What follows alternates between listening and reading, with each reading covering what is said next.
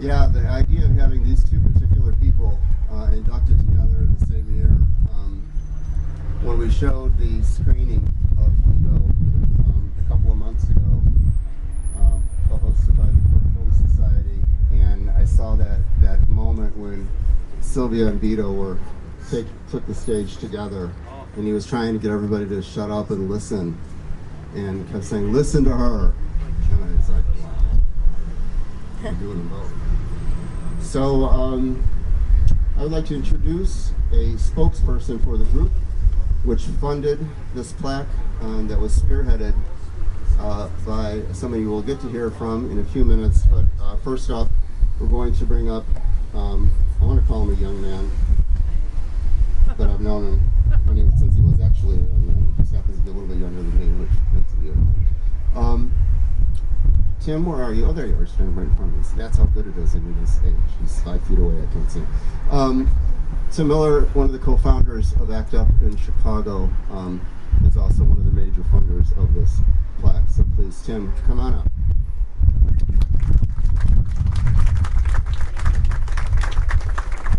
Good afternoon, everyone. First, I'd like to thank the Legacy Project and their board for acknowledging these two fine activists today. I also want to thank them for continuing to tell our community stories, and for acknowledging these two activists today. I was excited to hear that they would be honoring Vito this year, and I'm happy to be here today and take part. I remember the first time I heard Vito speak at a rally. He was riveting. It's a special talent to know what to say, when to say it, how to say it, and who to say it to. And Vito had that talent. I was very... Speak out, Louise. Thank you. The speech I'm referring to is a speech that Vito gave at an ACT UP demonstration at the Department of Health and Human Services in October of 1988. Vito ended that speech with these words: "After we kick the shit out of this disease, we are going to be alive and kick the shit out of the system so this never happens again." When I heard Vito speak those words, I think he truly believed at that moment he was going to survive and not succumb. That didn't happen. So many of the activists that were there that day, I believe they also thought that they were going to survive.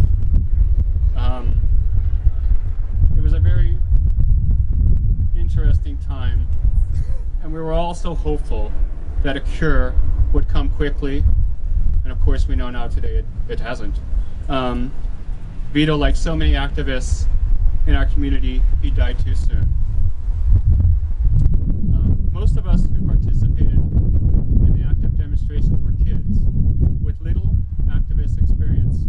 Vito was more than a talking head to us. He was more than a street activist. He was also our teacher. He and others taught us to be proud of who we were and to stand up for ourselves and to demand respect and to demand change. Those are such great gifts to give young activists and queers. Really nothing I can say here today will speak to who Vito was like his own words can. I'd like to read some quotes from various movies, speeches, and books that have featured Vito. "You can't plead tolerance for gays by saying they're just like everyone else. Tolerance is something we should extend to people who are not like everyone else. No one ever asks what causes heterosexuality because no one is interested in stopping it. We will get our rights when we take them. We will get our movies when we make them. I never once, not for a second, believed it was wrong to be gay, that it was a sin, that homosexuality was evil.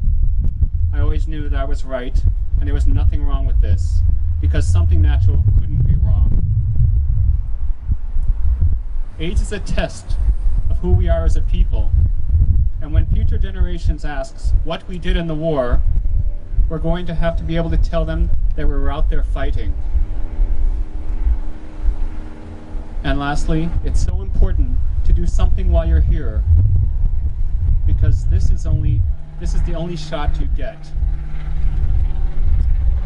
Lastly, I'd like to thank all of you for being present today, and especially the co-sponsors of both plaques. Some of the sponsors I've known for close to 25 years. We're still here, and remembering Vito and Sylvia, we did something good today. And by remembering Vito and Sylvia, we did something good today. Thank you, thank you, thank you.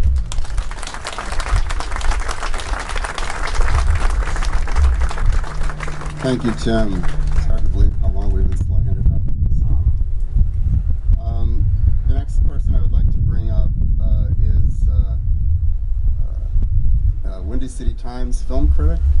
He's a director, he's a writer, he's an accomplished musician. He's a great guy who also happens to run something called the Queer Film Society. And over one of our many nights of dinner at the Golden Apple, we hatched this plot to make sure that Vito was included this year. And among the many hats that he wears, he's also my best friend. Richard Knight Jr.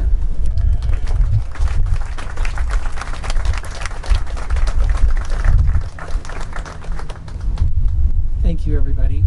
I just want to start out real quick by saying that Charlie Russo, Vito's younger brother, unfortunately couldn't be here today, but on behalf of the Russo family, he and his wife Linda and the grandchildren, and he said I have permission to speak in his accent from New Jersey.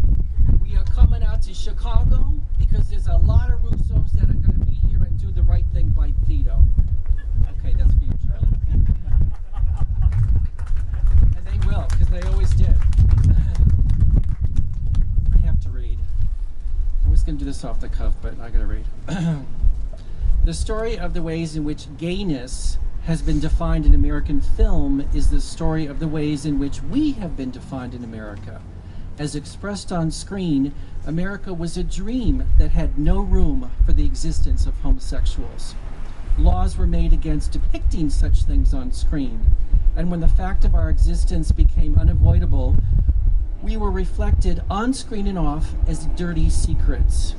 We have cooperated for a very long time in the maintenance of our invisibility, and now the party is over. With that clarion call in 1981, author and activist Vito Russo introduced the world to what was an instant publishing sensation, The Celluloid Closet, a history of homosexuality in the movies. This groundbreaking book has just celebrated its 35th anniversary and has never been out of print. It remains an essential starting point for anyone interested in learning about how queer people were portrayed in the first century of movies. When I first encountered Vito's book as a college student, it became a treasured reference work, and when the documentary version was made in 1996 after Vito's death, that too became a valuable addition to my artistic sensibility. Vito's entertaining wit, his razor-sharp and often profound insights are right there on the page, finding the unconscious link between the misunderstood Frankenstein monster being hunted by torch-wielding villagers and the tortured, failed homosexual artist Sebastian Venable, destroyed by a ravenous mob in Tennessee Williams suddenly last summer, is just one of hundreds of examples I could cite. In an afterword to Vito's 1986 revised edition of his book, he wrote, "The Celluloid Closet deals with the past, where we came from. It is not meant to be the last word on the subject. It is meant to be a beginning, a starting point from which further, more specific analyses of where we're going may emerge." Those words inspired me when I became film critic for Windy City Times, thank you, Tracy, in 2004. I was determined to write about movies from a queer perspective, and for 12 and a half years, that's what I had the privilege of doing. In 2009, when I founded the Queer Film Society, again, Vito's example led the way. We're a small but determined group, proud to carry the banner for queer cinema. It is my very great honor that the Queer Film Society, along with our generous co-sponsors, Arthur Johnston and Jose Pena, myself and my husband Jim Bailey, Michael Leppin, Tim Miller, Patrick Schaller, and Clayton Ebert, and Tom Siegel have had a small part in helping to pay lasting tribute to this man who continues to inspire by the example he left behind. As Katie Lang sings over the credits for The Celluloid Closet, our secret love's no secret anymore.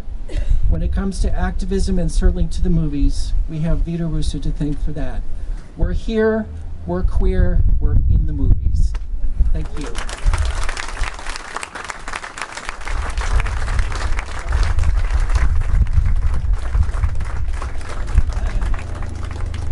Hello, I'm Richard Knight. I'm going to speak for another 20 minutes. Victor, thank you so much for hiring that plane with the Legacy Project banner on top. We'll fix that in post. It is my great privilege to introduce another LGBTQ icon of our community, a man who has fought the good fight for us for more decades than I think he or I can remember.